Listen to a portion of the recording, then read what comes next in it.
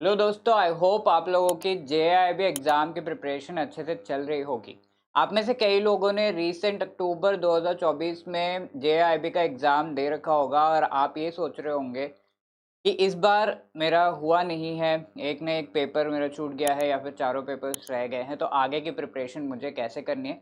और जो लोग भी पहली बार 2025 में या फिर आफ्टर अ लॉन्ग टाइम 2025 में एग्ज़ाम देना चाहते हैं, तो वो ये सोच रहे हो कि अब हमें आगे किस तरीके से बढ़ना चाहिए, बिकॉज जेआईबी एग्ज़ाम के लिए अभी थोड़ा समय बाकी है and probably around 5 to 6 months का टाइम बाकी है। तो what should be the ideal way to prepare for the JAIIB exam, वही देखेंगे इस पर्टिकुलर वीडियो में। बिकॉज द टाइम अवेलेबल ये ज़रूरत से थोड़ा सा ज़्यादा है एंड ऑल्सो इस टाइम में कई लोग ये सोचते हैं कि अगर हम इतना जल्दी प्रिपरेशन स्टार्ट करेंगे तो एग्ज़ाम तक हम भूल जाएंगे। तो what should be the ideal thing, because ये समय जो है आप अच्छे तरीके से यूटिलाइज करेंगे, लास्ट में अच्छे से रिविजन करेंगे तो there is nothing that you leave. ठीक है, अपना एफर्ट डालने में आप कुछ भी नहीं छोड़ रहे हैं एंड एग्जाम के लिए आप बहुत ही अच्छे तरीके से प्रिपेयर्ड रहेंगे। Also if you are preparing for the JAIIB properly, तो सीआईबी नेक्स्ट साइकिल में ही निकालने का आपका चांस भी हाई हो जाता है। So that is why this video becomes really important for you, where we will be discussing 6 months का क्या study plan होना चाहिए for the JAIIB exam, what should be the way in which you should be proceeding। तो सबसे पहली बात तो ये है कि आप जब प्रिपरेशन कर रहे हैं तो आपको ये पता होना चाहिए कि एक प्रॉपर प्लान्ड वे में प्रिपेयर करना कितना इम्पॉर्टेंट है for any exam and in the same way how important it is for the JAIIB exam. ठीक है, तो यहाँ एक आपके पास लॉन्ग टर्म प्लान होना चाहिए। यू शुड बी नोइंग कि कौन से मंथ में कौन सा पर्टिकुलर कंपोनेंट मैं कंप्लीट कर रहा हूँ या फिर कौन से दो कंपोनेंट एक कंपोनेंट में पढ़ रही हूँ, so that you have a clear idea कि जब आप ऑफिस से बैंक से वापस आकर बैठते हैं तो कौन सा बुक निकाल के कौन सी बुक का कौन सा चैप्टर आपको पढ़ना है। ठीक है, तो उस चीज़ का क्लियर आइडिया के लिए आपको एक लॉन्ग टर्म प्लान बनाना पड़ेगा। आई वुड सजेस्ट कि इस एक पर्टिकुलर आपका सीक्वेंस ऑफ कंपोनेंट्स भी होना चाहिए जो आप फॉलो करें, so that you can prepare really well for the exam. And my suggestion would be कि सबसे पहले आपको थोड़ा इजी जो कंपोनेंट है उसको उठाना चाहिए एंड उसे प्रिपेयर करना चाहिए, क्योंकि तो मोस्ट पीपल फील स्लाइटली कि पीपीबी हमारा थोड़ा सा इजी कंपोनेंट है एंड इसे जो है ऑल्दो थोड़ा सा लेंदी है बट आराम से इसे प्रिपेयर किया जा सकता है। तो पीपीबी थोड़ा सा लेंदी है, इसको प्रिपेयर करने में आपको टाइम लगेगा एंड इनिशियली अगर आप इस कंपोनेंट को उठाते हैं तो आपको काफ़ी सारे टर्म्स, अगर आप थोड़ा बहुत रिटेल बैंकिंग एंड बैंक्स में ऑब्वियसली आप काम कर रहे हैं, बैंकिंग रिलेटेड इन्फॉर्मेशन आपको है, तो PPB principles and practices of banking जो एक important component of the JAIIB exam, ये आपको काफ़ी फेमिलियर लगेगा। तो you should start, I would suggest कि you should start with this particular component. इसको अगर हम प्रिपेयर कर रहे हैं तो आपको 1-1.5 मंथ तक टाइम लगेगा। तो ऑब्वियसली वी नो कि हमारा जो नेक्स्ट एग्जाम है मई जून में होगा, अराउंड 5 to 6 months आपके पास अभी अवेलेबल है इंक्लूडिंग दिसंबर। तो इस टाइम का बेस्ट यूटिलाइजेशन होगा that you start preparing right now. ठीक है, थोड़ा सा टाइम ज़्यादा है but it will help you in preparing holistically, comprehensively आप प्रिपेयर करेंगे and before the exam revise भी कर लेंगे, एमसीक्यूज भी प्रैक्टिस कर लेंगे, तो आपको कोई डाउट नहीं रहेगा। एग्जाम हॉल में जब आप बैठ रहे हैं तो आपको पता होगा कि कितने मार्क्स आने वाले या फिर मैं ज़रूर क्वालिफाई होने वाली हूँ, होने वाला हूँ। राइट, तो ये चीज़ क्लियर रखने के लिए you should start the preparation. तो पीपीबी की प्रिपरेशन सबसे पहले आई वुड से, बिकॉज लेंदी है, एक लेंदी कंपोनेंट कंप्लीट हो जाता है तो बाकी सब आराम से आप कर लेते हैं। तो ये कंप्लीट करके आपका कॉन्फिडेंस लेवल हाई चला जाएगा, बिकॉज ऑब्वियसली एक कंपोनेंट कंप्लीट हो गया, चलो अच्छा है। इस तरीके से आप जो है एक हाई कॉन्फिडेंस लेवल पे रहेंगे। अब इसके बाद you should take up some component which is very difficult for you. काफ़ी लोग यहाँ पर बीटेक या फिर साइंस बैकग्राउंड वगैरह से हैं या फिर आर्ट्स से हैं, तो कॉमर्स का बैकग्राउंड नहीं है, नॉन कॉमर्स बैकग्राउंड है, तो उनको थोड़ा बहुत डर लग रहा होगा कि हाँ एएफएम कैसे हम क्लियर करें या फिर आई एंड आईएफएस कैसे प्रिपेयर करें। तो either of I and IFS and AFM, इनमें से कोई एक आपको सेकेंड नंबर पे पिक करना चाहिए, बिकॉज आप एक जो है लेवल पर आ गए हैं, एक मूड में आ गए हैं ऑफ स्टडिंग एंड अब हाई कॉन्फिडेंस लेवल भी है, पीपीबी कंप्लीट हो गया। तो इस high confidence level and the culmination of both of these things उसका ये रहेगा कि मोस्ट डिफिकल्ट जो भी कंपोनेंट आपको लगता है वो आप आराम से प्रिपेयर कर पाएंगे।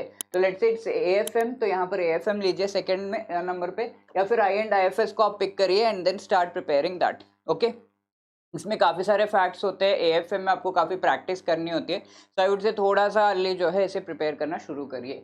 And the third one would be who has taken I and IFS, उसके लिए एएफएम, और जिसने एएफएम ले रखा है वो आई एंड आईएफएस प्रिपेयर करे। एंड फाइनली सारा कुछ होने के बाद आरबीडब्ल्यूएम प्रिपेयर कर सकते हैं बिफोर द एग्जाम, ठीक है। तो इस तरीके से 4 से 5 महीने आप स्पेंड करेंगे in doing this, and after that you should start the revision. Revision के साथ साथ आपको क्या करना है, plus practice of MCQs and mock test, ठीक है। दो तरीके का, चैप्टर वाइज एमसीक्यूज आपको कहीं से मिले वो, एंड मॉक टेस्ट आपको प्रैक्टिस करने हैं। तो ये तरीका, ये मेथड, ये जो है प्रोसेस आपका होना चाहिए of preparation if you are wanting ideally to prepare for this exam.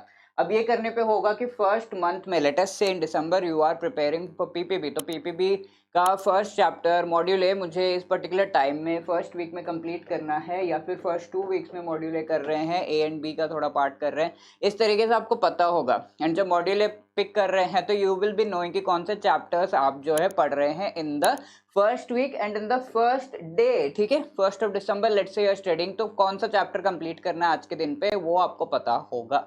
तो एक प्लान्ड वे में करना बहुत ही ज़्यादा इम्पॉर्टेंट है इस प्रिपरेशन को। एंड आई नो ये जो टाइम है आपको ज़्यादा लग रहा होगा, बट बिकॉज आपके पास समय काफ़ी कम जो है डेली बेसिस पे रहता है, तो दिस पर्टिकुलर प्लानिंग जो है आपको काफ़ी ज़्यादा हेल्प करने वाला है। डेली बेसिस पे एटलीस्ट 3 आवर्स के आसपास आप जो है लगा सकते हैं, एटलीस्ट 2 आवर्स तो आपको निकालने ही चाहिए, बिकॉज ऑलवेज वी थिंक कि मेरे पास तो टाइम है नहीं, बट टाइम होगा जब आप टाइम निकालोगे। It is up to you whether you have the time और नॉट, ठीक है। आप देखिए कि आपका फ़ोन या फिर बाकी जो फालतू के स्क्रीन टाइम है या फिर फालतू के डिस्कशंस है, उनमें आपका कितना टाइम जा रहा है, एंड उस टाइम को अगर आप यहाँ पर डिवोट करेंगे, how wonderfully that is going to result. And consistently एक रिदम, एक रूटीन बनाने में टाइम लग जाता है, तो कंसिस्टेंटली आप पढ़ाई करेंगे तो obviously it will help you. तो at least 2 hours daily is what I am asking you. Even on weekends आप 2 आवर्स भी लगा रहे हैं अभी के लिए, एंड आगे जाकर उसे इंक्रीज करेंगे तो 6 आवर्स के आसपास, तो that would really help you, ठीक है। आप 2 शिफ्ट्स में पढ़ सकते हैं, कई लोग मॉर्निंग 2 आवर्स, इवनिंग 1 आवर ऐसे पढ़ते हैं, कई लोग मॉर्निंग 1 घंटा, इवनिंग 1 घंटा ऐसे पढ़ते हैं, कई लोग ऐसा पढ़ते हैं कि 3 घंटे सुबह ही पढ़ लिया, शाम को फिर आके सो गए, ठीक है। तो ऐसा भी कर सकते हैं, वेदर इन 2 शिफ्ट्स या 1 shift, that is up to you.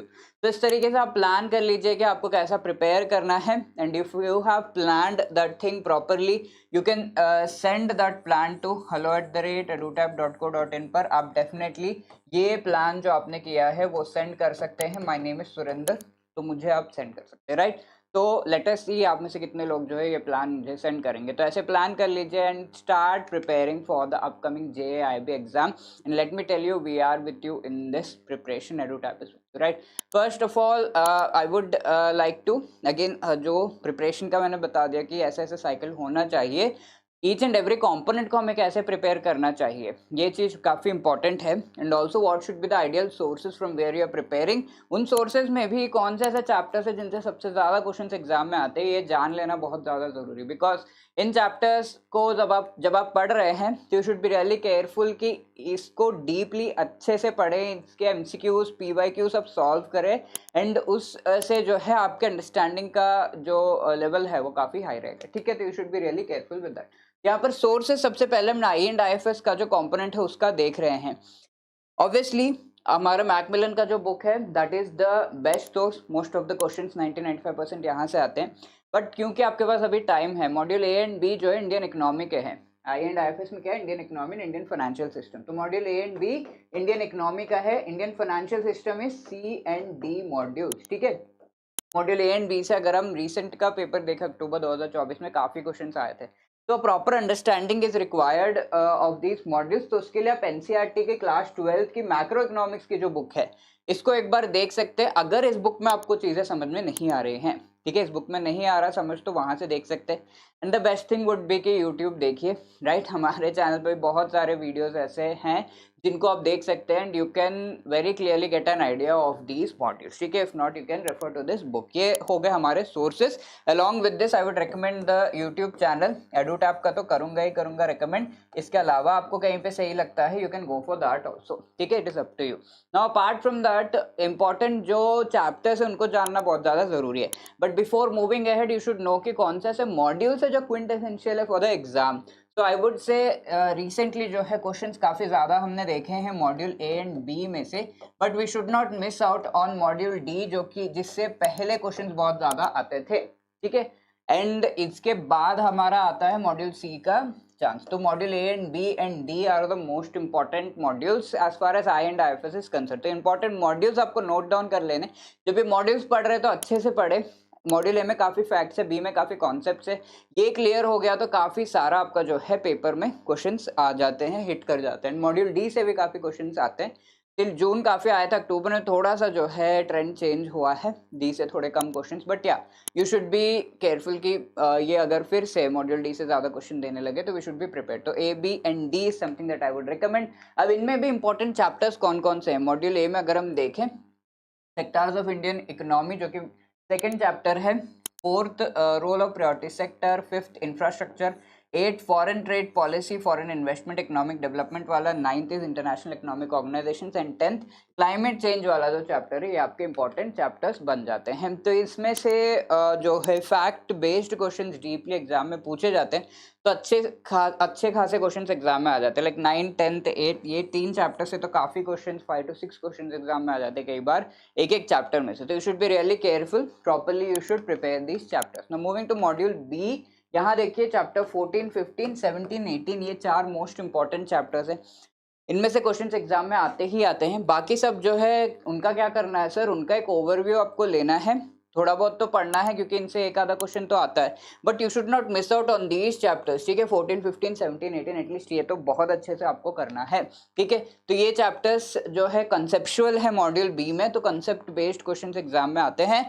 And let me tell you, 17 chapter जो बहुत ही एसेंशियल है, बहुत सारे क्वेश्चंस इसमें से आ जाते हैं, टूल्स एंड डिफरेंट क्वेश्चंस आते हैं, तो 10 तक क्वेश्चंस भी कई बार एक इस चैप्टर में से आ जाते हैं, लेकिन अक्टूबर ऐसा हुआ था। अब मॉड्यूल सी की अगर हम बात करें, ऑल्दो यहाँ पर काफ़ी इंपॉर्टेंट जो है चैप्टर्स हैं, क्वेश्चंस आते हैं इसमें, लेकिन द थिंग इज़ कि इसमें से इनको पढ़ना काफ़ी ज़्यादा टाइम लगता है पढ़ने में, तो लेंदी ये चैप्टर्स है, दैट इज़ वाई मैं लास्ट में बोल रहा हूँ इनको पढ़ने के लिए।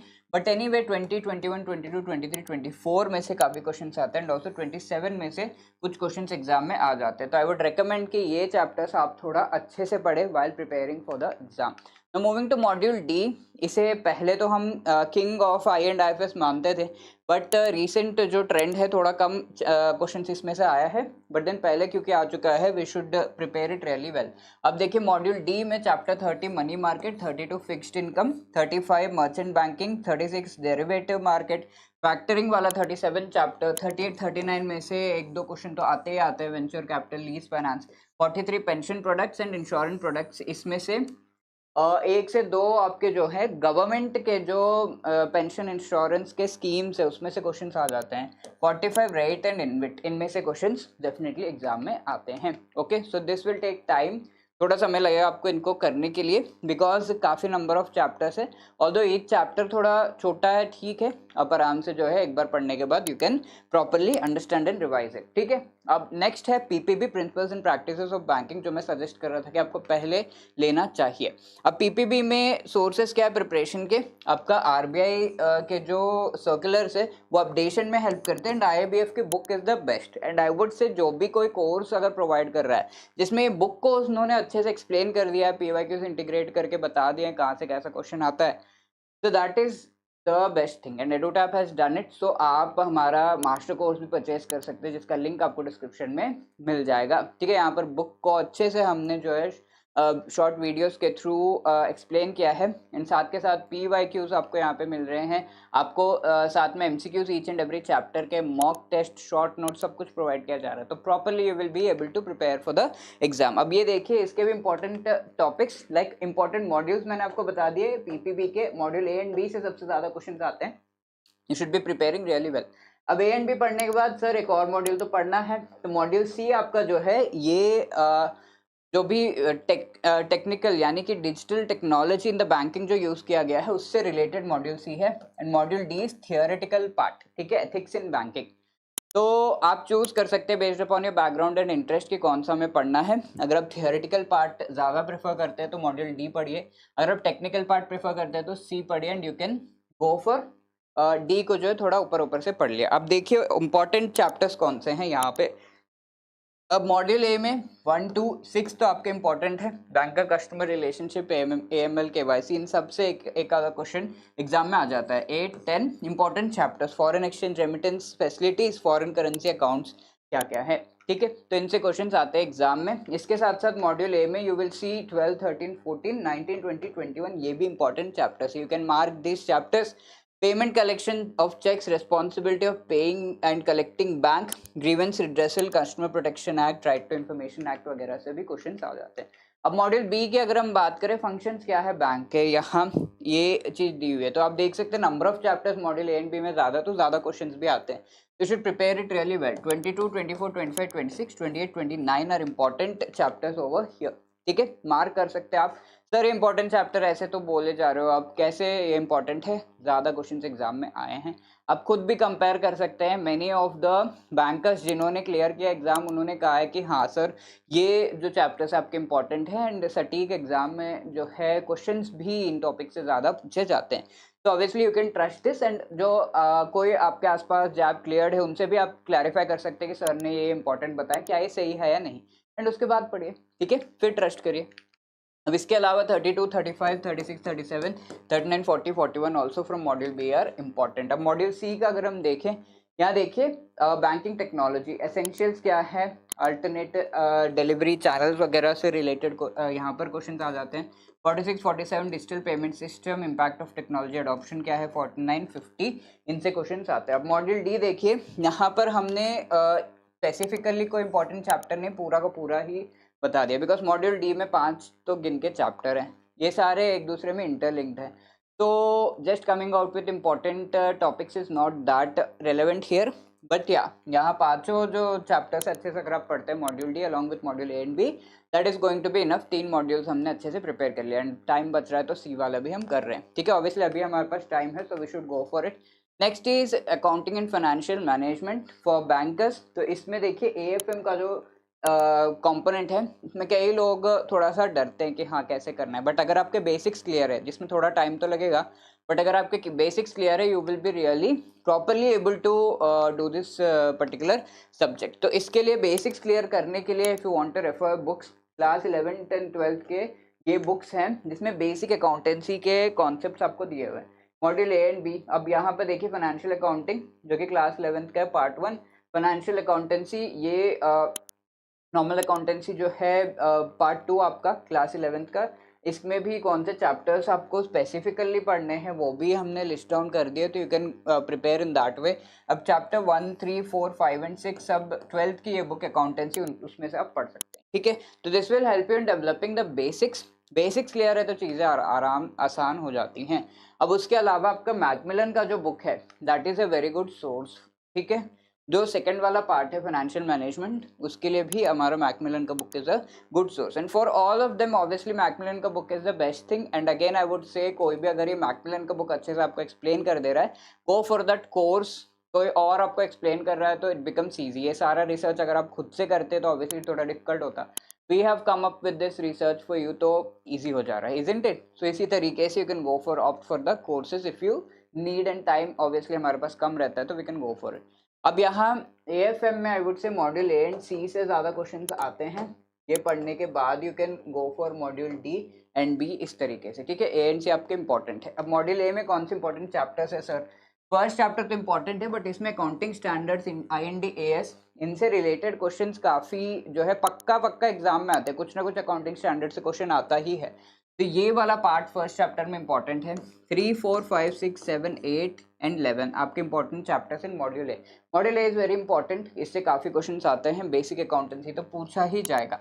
Maintenance of cash subsidiary books, bank reconciliation, trial balance, depreciation and its accounting, capital, revenue expenditure, bill of exchange and bank audit and inspection, ठीक है, तो ये सारे आपके इंपॉर्टेंट चैप्टर्स हो गए। टाइम लगेगा इसमें, यस। बी जो है इसमें भी here you can see module B is on financial statement and core banking systems, तो इसमें प्रिपरेशन ऑफ फाइनल अकाउंट्स 14 आपका company accounts 1 cash flow and fund flow related है, core banking system and accounting in computerised environment 18 chapter भी आपका relevant and important है, ठीक है। Now moving to module C. तो आप जैसा मैंने आपको बताया module A and C are more important. यहाँ देखिए थोड़ा थियोरी एंड आपके न्यूमेरिकल्स मिक्स्ड हैं। An overview of financial management, ratio analysis, 22 financial mathematics है, 24 is capital structure and cost of capital, 26 equipment leasing derivatives, 28 आपके इंपॉर्टेंट चैप्टर्स बन जाते हैं module C. More number of questions are asked from these chapters. ठीक है, बाकी तो हमें पढ़ने हैं बट इन पर खासा ध्यान रखना है आपको। अब मॉड्यूल डी क्या है, taxation and fundamentals of costing. तो ये थोड़ा इजी सिंपल सा है बट इससे पक्का पक्का क्वेश्चन आते हैं, कहीं तो न्यूमेरिकल बेस्ड क्वेश्चंस भी एग्जाम में पूछ लिया जाता है, so should be clear with this. 31 overview of cost and management accounting, costing method, standard costing, marginal costing वगैरह आपके एग्जाम पॉइंट ऑफ व्यू से काफी इंपॉर्टेंट है। ठीक है, तो this is for AFM. Moving to the last end, ये थोड़ा सा सभी को सिंपल कंपोनेंट लगता है आरबीडब्ल्यूएम, बट ये सिंपल है। इसमें आपको ध्यान देना है कि you are scoring really high, so that आपका 200 वाला जो मार्क है, किसी में जो है 45 पे रह जाते हो आप, तो this RBWM is going to help you. 60 plus at least you should aim in RBWM, and if you are preparing really well 70 plus तो आराम से आ जाते हैं if you do it well। आप रिटेल बैंकिंग में हैं presently and that is going to help you। तो RBWM is a boon for us।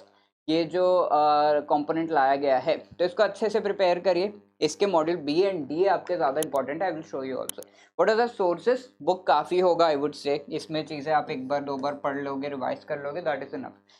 इसके वीडियोस भी हमारे यूट्यूब चैनल पे है, you can watch them. Apart from that if you want to do extra reading, यहाँ पर आपका जो है इस पीपीटी में लिंक दे दिया गया ऑफ दिस वंडरफुल बुक, जो आपको हेल्प करेगी in further preparation. But I would से बुक काफ़ी है, उससे ज़्यादा आपको पढ़ने की खास ज़रूरत नहीं है। अब मॉड्यूल ए देखिए, इसमें 4 ही चैप्टर है बट उसमें से second and fourth that is retail banking, role क्या है, ब्रांच प्रॉफिटेबिलिटी आपके इंपॉर्टेंट चैप्टर्स बन जाते हैं। Apart from that module B is very important, the most important module is module B, the most lengthy also is module B. ठीक है, इसमें 8, 9, 10, 11, 12, 13, 14 से ज़्यादा क्वेश्चन आते हैं। Retail liability products, asset products, debit cards, remittance products, retail banking products, AI technology, recovery of retail loan, securitisation वगैरह आपके important जो है चैप्टर्स बन जाते हैं। ठीक है, तो मॉड्यूल भी अच्छे से प्रिपेयर करिए। आरबीडब्ल्यूएम आपका जो है ऑलमोस्ट आधे से ज़्यादा आपके जो है मार्क्स आपके हाथ में। Then moving to module C, here again easy chapters है 18, 19, 21, ये आपके जो चैप्टर्स इजी हैं एंड कम टाइम में आप आराम से प्रिपेयर कर सकते हैं। इनसे क्वेश्चन एक दो क्वेश्चन पक्का आता है। कस्टमर रिलेशनशिप मैनेजमेंट पे एक क्वेश्चन आता ही आता है एग्जाम में। Now to moving to module D which is wealth management, इसमें देखिए 23, 24, 25, 26 चारों से काफ़ी क्वेश्चन आते हैं एग्जाम में। So again I would like to reiterate कि module B and D are your most important modules in RBWM। ठीक है, एडिशनल रीडिंग मटेरियल से उतना ज़्यादा तो नहीं आता बट एक ओवरव्यू आप ले सकते हैं। डीपली पढ़ने की ज़रूरत मैं नहीं कहूँगा है, बट या एक ओवरव्यू आप ये 4 चैप्टर्स आपके दिए हुए एडिशनल रीडिंग मटेरियल ऐसे करके, तो बहुत ज़्यादा तो नहीं बट या you can go for an overview. Right, so those were the specific जो है आपको गाइडेंस मैंने प्रोवाइड कर दी with respect to how you should prepare for this 6 months में आपको किस तरीके का प्रिपरेशन करना चाहिए, क्या फोकस एरियाज आपके होने चाहिए, और the chapters which are important. I hope you have understood them. Apart from that a few more tips I would say, एक बहुत ज़्यादा इधर उधर मत भागिए। ये ज़्यादा समय जब मिलता है हमें, हम एक गलती करते हैं कि 10 चीज़ों पे गिर जाते हैं कि हाँ यहाँ से प्रिपेयर कर लो, यहाँ से एडिशनल प्रिपेयर कर लो, यहाँ से भी कर लो। नहीं, कुछ नहीं लग रहा है, बस बुक पकड़ के बुक अच्छे से पढ़ लीजिए। टाइम अच्छा आपके पास है, कर लीजिए। समझ नहीं आ रहा है, वीडियोस देखिए, बुक देखिए, आपको समझ में आ नहीं, थोड़ा सा पर्सनलाइज्ड गाइडेंस चाहिए तो we have come up with the course, जो बुक को अच्छे से हम एक्सप्लेन कर रहे हैं। इसके live classes before the exam हम करेंगे, अभी रिकॉर्डेड वीडियोस आपको अवेलेबल हैं एंड आगे जाके we will be launching live crash courses also, you can join them. इनका लिंक्स आपको डिस्क्रिप्शन में मिल जाएगा। साथ के साथ आई वुड ऑल्सो से कि if anyone, it's not just EduTap but anyone is explaining the book properly, you should join that short time में भाई। ठीक है, बहुत ज़्यादा समय हमारे पास नहीं, ऐसे 6 महीने तो पढ़े ही जा रहे हैं, 1 साल तक नहीं, इतना समय नहीं देना है। 6 महीने है तो वो थोड़ा थोड़ा आपको समय देना है। Ideal time is 3 to 4 months is enough for JAIIB, उससे भी कम में हो जाता है। बट अभी हमारे पास टाइम है तो we will give that time, थोड़ा थोड़ा थोड़ा थोड़ा करके कंसिस्टेंटली हम पढ़ेंगे एंड कब निकल गया हमें पता भी नहीं चलेगा। Okay, so if you want to be with us you can definitely opt for the courses given in the description. Courses as I told you, master course हमारा अवेलेबल है जिसमें recorded videos presently we have, बहुत ही अच्छे से explain किया गया, MCQs chapter wise, full length mock test, short notes, ये भी। एंड आगे जाकर हम लाइव क्रैश कोर्स भी लॉन्च करेंगे, go for that, don't go here and there, single source को ट्रस्ट करिए, उसको अच्छे से पढ़िए, अच्छे से रिवाइज करिए, बस बैठे रहिए, एग्जाम दीजिए एंड आ जाइए। क्लियर होने से अगर आपका एफर्ट सिंसियर है, लक है, भगवान साथ दे रहे हैं, तो obviously you will clear it. ठीक है। पीवाईक्यूज बहुत ज़्यादा मस्ट है, बहुत लोग इसको इग्नोर कर देते हैं कि हमने पढ़ तो लिया, प्रीवियस ईयर क्वेश्चन क्या करना है। तो पीवाईक्यू जो आपको बता रहे हैं वो बेस्ट होगा आपका जो है प्रिपरेशन के एडिशनली आई वुड से। आपको एक आइडिया लग रहा है कि एग्जाम में किस तरह के क्वेश्चंस आ रहे हैं, क्योंकि कई बार ऐसा लगता है कि बहुत डीप क्वेश्चंस आ रहे हैं, कई बार ऐसा लग रहा है कि बहुत सिंपल क्वेश्चंस आते होंगे, क्या ये पढ़ना है। ठीक है, तो ये पर्सपेक्टिव्स आपके चेंज होते हैं when you see the question properly in front of you. हमारे काफ़ी सेशंस में हमने पीवाईक्यूज डिस्कस किए एंड हमारे कोर्स में भी हम पीवाईक्यूज अवेलेबल कराते हैं। पढ़ाते हुए भी हम पीवाईक्यूज मेंशन करते हैं कि यहाँ पे ऐसा क्वेश्चन आया था, और आपसे आंसर भी करवाते हैं लाइव क्लासेस वगैरह में। तो you should definitely go for practising the PYQs. ठीक है, उससे ही आपका प्रिपरेशन एनरिच होगा। कंसिस्टेंसी की है। ठीक है, अभी क्योंकि ज़्यादा टाइम बचा रहता है तो आराम से हम एकदम जो चिल्लो के पढ़ने का कोशिश करते हैं। 2 दिन पढ़ा, 1 दिन नहीं पढ़ा, ऐसा ऐसा नहीं करना है। Even if in 1 day you are getting, किसी दिन आपको आधा घंटा ही मिल रहा था, आधा घंटा ही बैठ के पढ़िए, बट पढ़िए ज़रूर। उससे आपका कंसिस्टेंसी बना रहेगा एंड एग्जाम से पहले वैसे भी थोड़ा डंडा लगेगा एंड आपको लगेगा कि हाँ पढ़ना ही पढ़ना है, तो एग्जाम से पहले आप ज़रूर एफर्ट लगाएंगे। तो प्लीज़ कंसिस्टेंटली पढ़िए। इसके लिए आप अपने फ्रेंड्स और फैमिली मेम्बर्स को बोल सकते हैं कि इस टाइम पे मैं पढ़ रहा हूँ, कोई डिस्टर्ब ना करना। They will definitely be with you. Important modules को ज़रूर आपको अच्छे से पढ़ना है। Told each and every component के साथ इंपॉर्टेंट मॉड्यूल कौन कौन से हैं, तो please go through them. I and I F S में आपका module A and B, then D is also important, then in P P B A भी इम्पॉर्टेंट है, ए एफ एम में A C modules are important, and in R B W M B and D modules are important. ठीक है, तो इनको आपको focus में रखना है। Revision and practice is very important. ठीक है, तो इसमें आपको टाइम मिल रहा है कि हाँ पढ़ लें, फिर उसके बाद before the exam you are revising once. थोड़ा छुट्टी लेके 1 हफ्ता 2 दिन जितना भी टाइम मिल रहा है प्लीज़ रिवाइज कर लीजिए एग्जाम से पहले and also practice it. MCQs each and every chapter के पढ़ा, चैप्टर एमसीक्यूज किए, चैप्टर पढ़ा, एमसीक्यूज किए, ऐसे प्लीज़ करने पे आपको एक ग्रिप आ जाएगा उस पर्टिकुलर चैप्टर पे and you will be able to answer any question from that very well. ठीक है, थोड़ी बहुत चीज़ें अगर क्लास में छूट भी रही हैं, बुक में छूट रही हैं, तो आपको एमसीक्यूज से उसका प्रैक्टिस हो जाएगा। केस स्टडीज़ तो ऑब्वियसली बुक में भी नहीं है, तो उनका भी प्रैक्टिस आपको एमसीक्यूज से होगा। तो एमसीक्यूज हम अपने कोर्स में प्रोवाइड करते हैं, again link in the description. Do practice and before the exam ज़रूर 1 महीना पहले आपको फुल लेंथ मॉक टेस्ट देने हैं। 100 क्वेश्चन 100 मार्क्स 2 आवर्स के ड्यूरेशन में ज़रूर आपको अटेम्प्ट करना है। Okay, so these would be the tips from my side, from the entire team side, and if you did like this video, आप ज़रूर हमें बता सकते हैं इन द कमेंट सेक्शन कि आपको कैसा लगा। And if you have any other queries 8146207241 पर हमें बता सकते हैं, या फिर मेल ड्रॉप कर सकते हैं hello@edutech.co.in पर। तो wishing you all the best, अच्छे से प्रिपरेशन करिएगा, इस टाइम का बेस्ट यूटिलाइजेशन करिए। All the best, take care and be with positive people, stay confident, prepare well. Thank you so much.